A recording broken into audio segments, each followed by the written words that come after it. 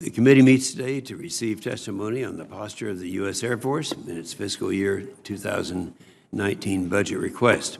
We welcome our witnesses, Secretary Heather Wilson and General David Goldfein.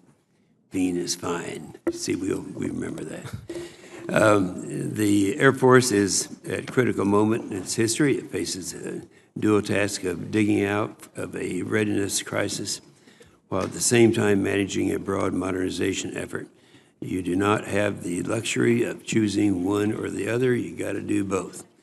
I was pleased to see increases in the budget request for fiscal year 2019 to address both readiness and modernization, but I'm interested to hear from you how the Air Force will manage this balance in the years ahead, particularly if Budget Control Act funding levels return in 2020. And I continue to be concerned with the availability of aircraft and the preparedness of our airmen.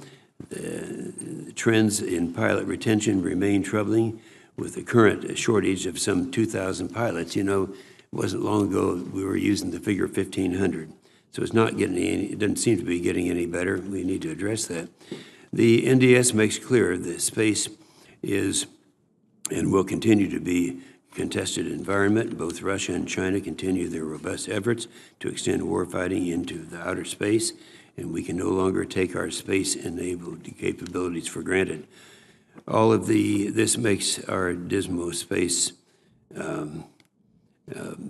failures even more detrimental. Despite recent reforms, lasting change will require your leadership and vision to sustain a whole-of-government approach.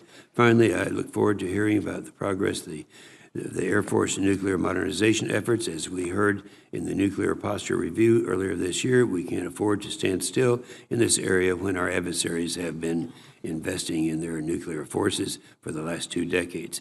I know the Air Force has been working hard on the new bomber and missile programs, as well as new engines for the B-52. You know, new engines for B-52. I just noticed that the life extension now is going to be 2050. It'll be, what, 100 years old by that time. Well, anyway, Senator Reid.